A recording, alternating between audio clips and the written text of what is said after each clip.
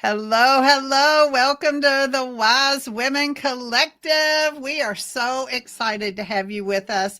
I'm Lynn Schuessler-Williams, and my co-hosts Holly Hartman and Brooke Haynes are with me, and we are thrilled to introduce you to our guest for today's episode.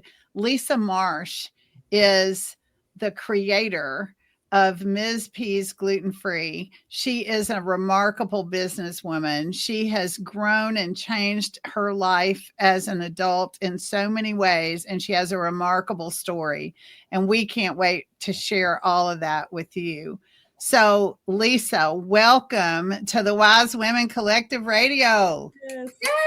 Welcome. Thank you, Yay. ladies. I'm so elated to be here.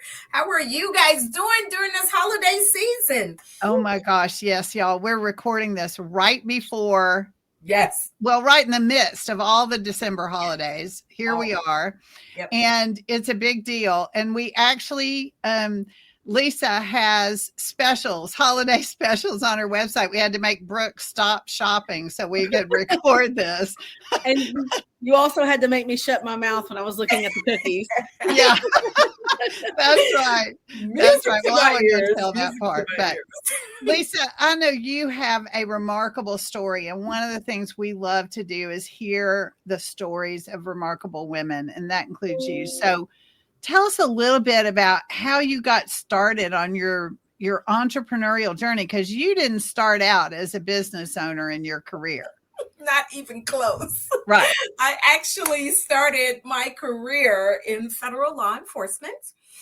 I worked for the Federal Bureau of Prisons for 27 years as a correctional officer starting, then moved into management and retired as the supervisor of education for the Metropolitan Correctional Center in Chicago.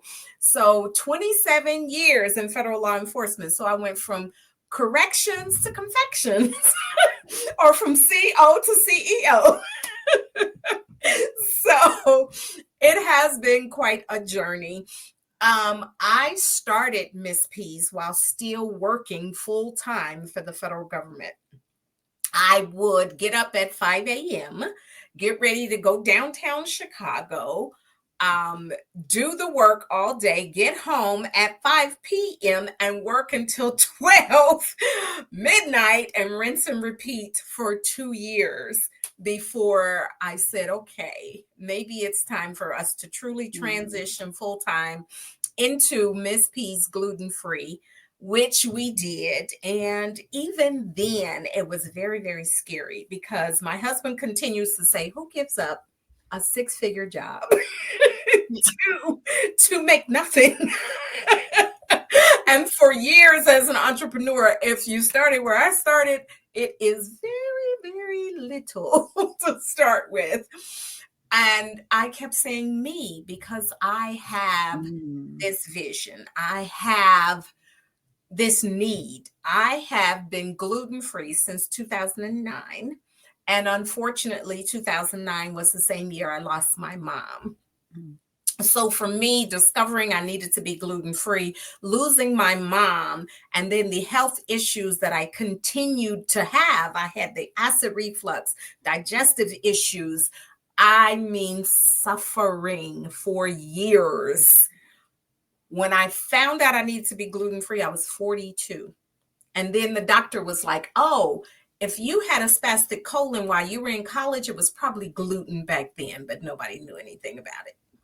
So for years, I suffered like, what is happening? And finally, when I got the diagnosis, I went looking for good gluten-free products. And in 2009, everything tasted like sawdust. I said, no, I cannot maintain this diet eating these things. So I began baking, and I would take these baked goods to the federal prison, to the staff, and they were like, girl, we don't know what gluten-free is and we don't care, but this is good. We want this. I was like, oh, okay. And then somebody said to me, oh, they should be in stores. watch what people tell you. Yeah. Because what they didn't say is how challenging it was to get in store and stay in store. So our first retailer was actually Whole Foods Markets. So we are so grateful. They taught us the retail game. They taught us about invoicing. They taught us about delivering. And the Whole Foods we went into was in the roughest part of Chicago, which is called Inglewood. So I would get up at 4 o'clock in the morning, go make the delivery in Inglewood, and then head to work downtown. So needless to say, I probably didn't think things all the way through, but it worked out. It worked out because now we're in all of the Mariano's locations. We're even in a store called Vintage Grocers in Malibu, California, that we love, love, love. Somebody had to go to Malibu. I was like, okay, I'll go. It was amazing. The store is right across the street from the beach, and I absolutely adored it. We had a great time, and we sold out of our product in Malibu, letting people know healthy eating, good to you, good for you. That is a win-win. And that is what we are about. Eating healthier and cleaner, moving more, living better. I love it, Lisa. So amazing and so fun. I remember that trip to Malibu. I saw the pictures from that trip, and just amazing. So, it's quite a journey to go from correctional officer to CEO. Yes. And a CEO of a retail product that's going into retail settings in a wholesale way. Like, that's a lot to learn, Yes. right? And just, I have so much respect baked into, no pun intended, how I feel about your business journey. I mean, it is just an incredible thing to see. What would you say was the biggest thing you overcame Oh, along that journey to where you've gotten to today? I think for us, for me in particular, I had to overcome so many obstacles. The first one I will always say is mindset. I was raised on the south side of Chicago where we had very little. And there was 6 of us growing up. And people would say to my mom or my dad, or say about them, oh man, them kids ain't got a chance. So overcoming those stereotypes, overcoming those things that have been played in your head over and over and over, to tell yourself, yes, you can. You can do this. I think that is the first obstacle, because once you get that mindset of, yes, I can, and move out of my way because I'm coming. Simple as that. And then just dealing with a lot of the naysayers. Your family thinks, what's wrong with you? Who goes this long and you don't have no money? What is happening? And then raising capital, understanding that a lot of businesses are able to get runway because they raise lots and lots of funds. Businesses that look like me don't usually get that. Venture capital goes to less than 3% of minority and female businesses. Wow. 3%, which means 3%. 97% goes to everybody else. Wow. So you get a lot of no's. You get a lot of So for me, I had to start saying, okay, that no doesn't really mean no. They mean not right now. So let me just keep moving forward. Let me just keep going. So yeah, that's an incredible statistic to hear, and an important one for all of us to understand, I think.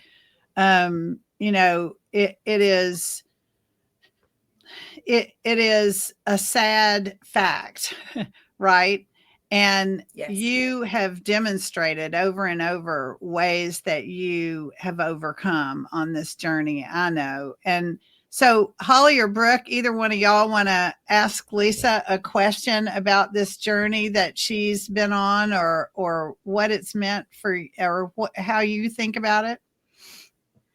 Well, I wrote down, I loved the corrections to confections. So my father actually was a parole officer. So I'm a child of somebody who my father worked in the prison system my whole life and retired from it. So I know that is no easy feat. Just navigating it. It's not as if you just created a business and worked a full-time job.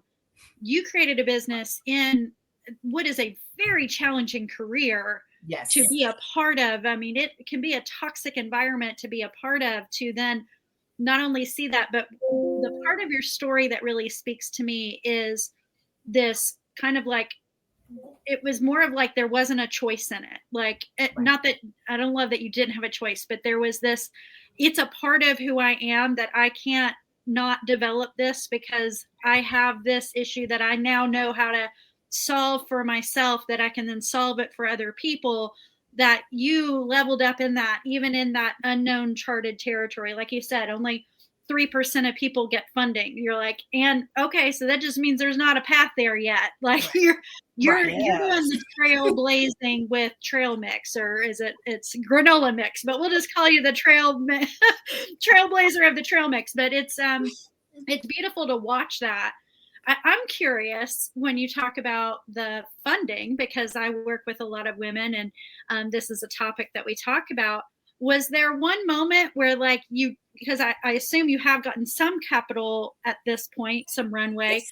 Was there one of those that you did you have to do a pitch competition? Did you meet with them? Like, can you paint you don't have to say who they are, but could you paint the picture of when that went from a no to a yes? Like, what did that feel like and what happened? It feels like you convince people to believe in your dream. And to me, that's exactly what it was. Because I entered my first pitch contest with Sunshine Enterprises of Chicagoland. And I was like, I don't want to pitch. Who's got time for that? But when they gave me $4,000 for this pitch contest, I was like, how do I sign up for more? Where do I do that? Because as an entrepreneur, you have to look for capital wherever you can. So pitch contests, microloans, grants. We have gotten grants from the Be Good Foundation, from Beyonce Knows Carter. We've gotten grants from UPS. We've got grants from BMO. We just got a grant from the city of Chicago. So grants, microloans, pitch contests, they can really help kind of lengthen that runway we need so that we can get our customers and consumers to know, like, and trust us. And that takes time. Mm-hmm. And time you don't have when you don't have capital. Right. Mm-hmm. That's amazing, Lisa. I love the way you talk about the runway, because that's such an important part of the experience of so many women who are stepping into an entrepreneurial journey, and they've never had that before, right? They didn't come up that way, right? They've been in some sort of job, and now they're stepping out of it. And this idea that there's a runway that gets us, to the point of successful launch, right? Yes. And I don't just mean launching a product. I mean the launch of, like, now I'm running a successful business, right? Yes. That's a great analogy and a great way to think about it. And I think so many people give up because they don't have enough runway. Yes. And I love your story that shows us that you didn't. Brooke, what about you? You got a question for Lisa? Yeah, well, to wrap up on what you were just saying, I want everybody to take that in. 9 years. Yes. Yeah. 9 years today. 9 years today. Today. That's right. 9 years. I'm going to cash in on it being today too, because I'm getting the cookies for $3. I'm like, that was the jaw mouth opening thing that you saw in the beginning. I'm like, oh. Nice. I'm so excited. Yes. And there's a couple things. I have a couple questions, and I know we'll see how the time goes. But the first one, I want to kind of extend off what Holly was asking and talk about when you started this journey. I met you 3 years ago, maybe it was around 3 years ago. Because you were in one store. Yes. And you were still in the thick of things, like Oh yes, trying to figure it out. Look, feeling like this. Okay, I'm gonna figure this out. and you were still a all me almost kind of business. Like you were running, you were in the marketing, you were in the marketing department, you were the baking department, you were a lot of things. Yes. And you came on Red here to bottle washer and toilet cleaner. right. And you came on here today. Well, first I was looking at your website, which I know that everybody will check out at Mrs. P's gluten-free, right?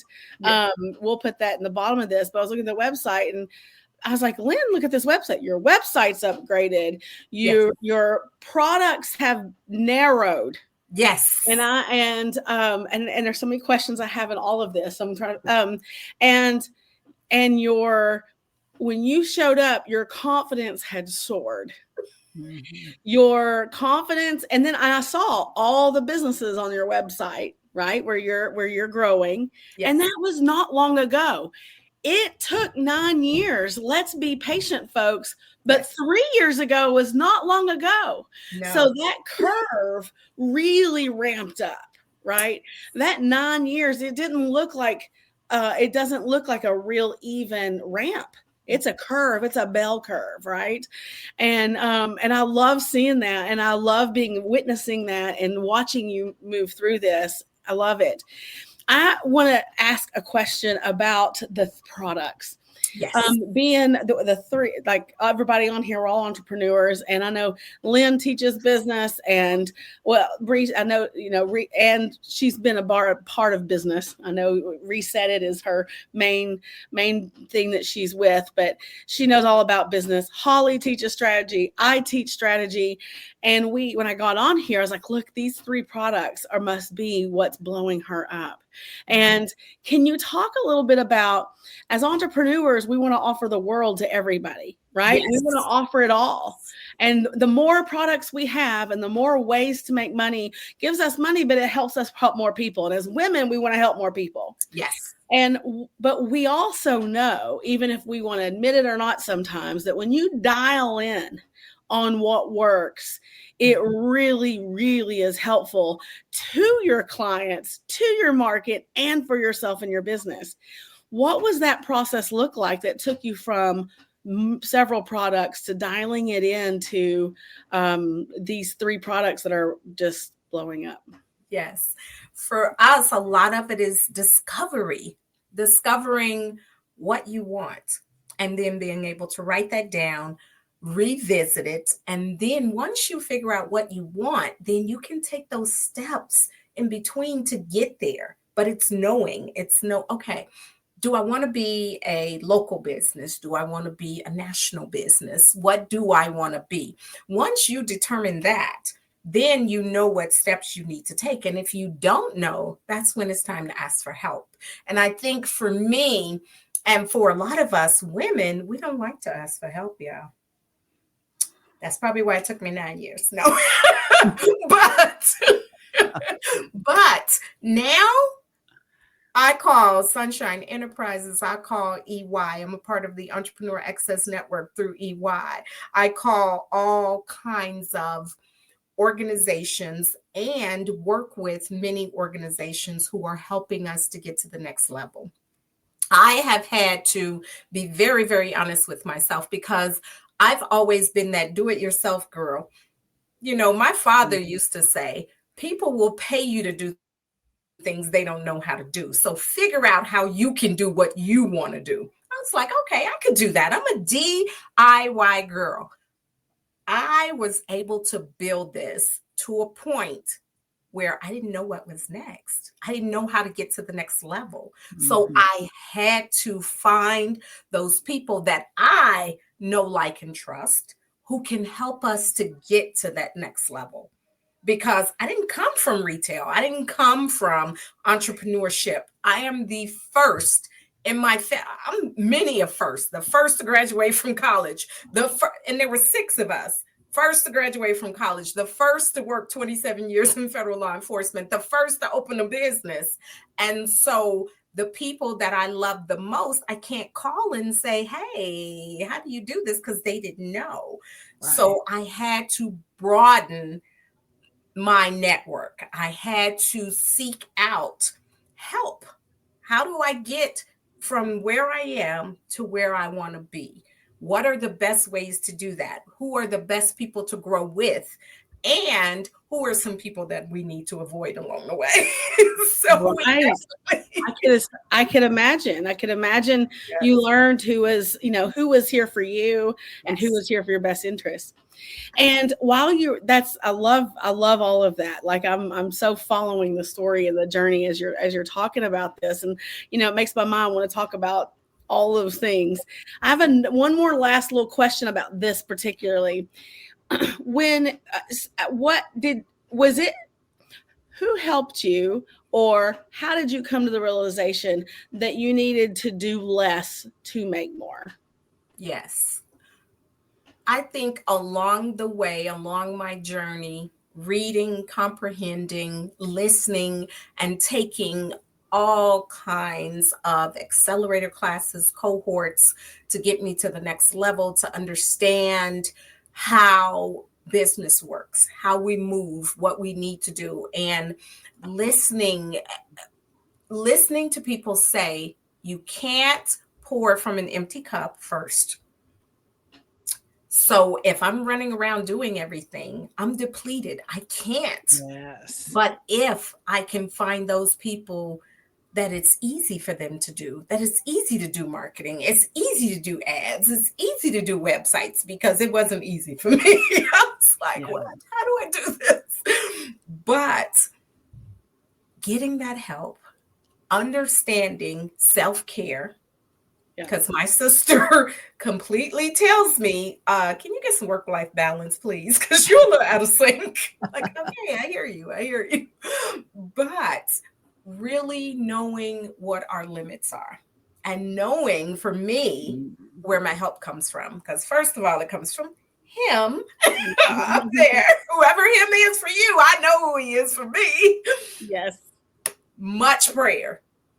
Much seeking out what I know, what I don't know. And then I am loving listening and reading to books. I read this book, 3 Feet from Gold, where it says that most people quit when they're this close to that breakthrough. And I'm like, oh, I can't do that. I can't do that. We got to keep moving. We got to keep going. So that's always my thing, just putting those feet in front of the other and just keep moving forward. You run into these obstacles and you just got to jump over them, go around them, or go through them. Just keep going. Thank you. I love that. I have so many more questions, but I know just for the sake of time, I didn't want to pass this over. And I know everybody's got so many great questions. Well, I love hearing this, that message that you just said, Lisa, about 3 feet from gold, right? Mm-hmm. So many people, they want something and they get stuck in the energy of the wanting it, as opposed to the energy of the achieving it, or the doing it, or the creating it, or the whatever it takes, right? And that's what I think you have been such a shining example of, is, taking what you knew you were creating and finding your vision for it, and sticking with your vision for it, and all those things. If you had one wish for what you would say to women about what you hope women take from your story, and what you would love to see women accomplish in this world, what would that be? I would say to my lovely, lovely ladies, let's grow our businesses, but we also need to grow ourselves. We can't grow a business until we know who we are. So let's change our mindsets, let's grow ourselves, and let's grow these businesses. We can become anything we put our mind to. Let's just get it. Let's get it. Let's get it. Woo! Let's get it. I'm so excited about this conversation. Holly and Brooke, anybody have a last question to wrap us up?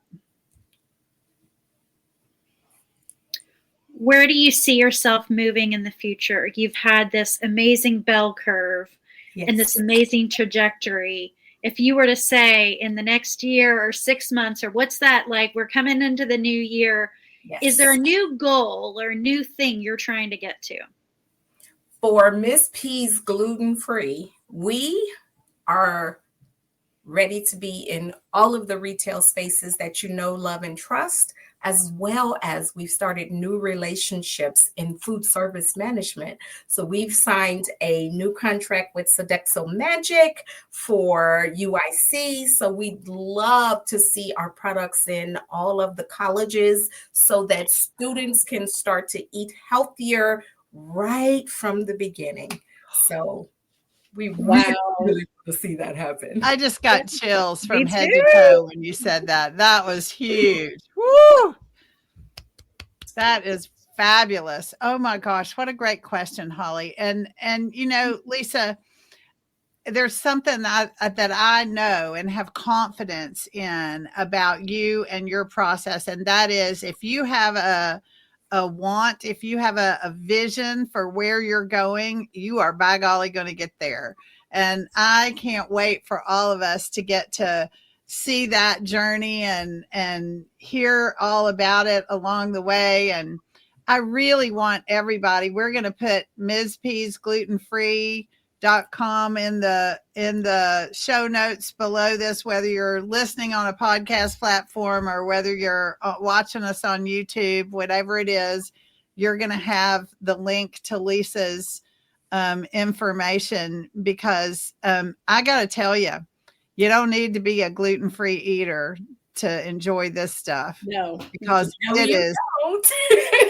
You don't even have to be a healthy eater to enjoy this stuff. That's right. And Just gotta like food.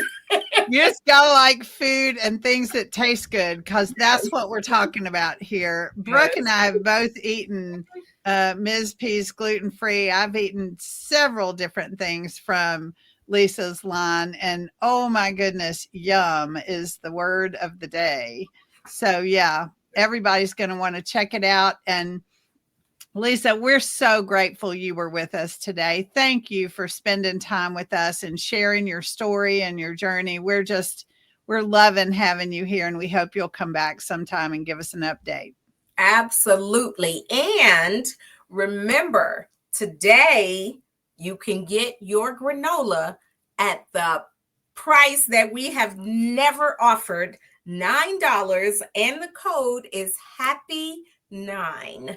Happy So 9. Go ahead and order your Miss P's gluten-free and start your year off right. That's right. Oh my gosh. We're so glad you were here, Lisa. Thank you for coming. Holly and Brooke, thank you so much. Everybody, join us in the Wise Women Collective in our community. You can find all our events and everything at wisewomencollectivehq.com, and the link to that will be below too. Have a beautiful end of 2024, everybody, and Happy New Year.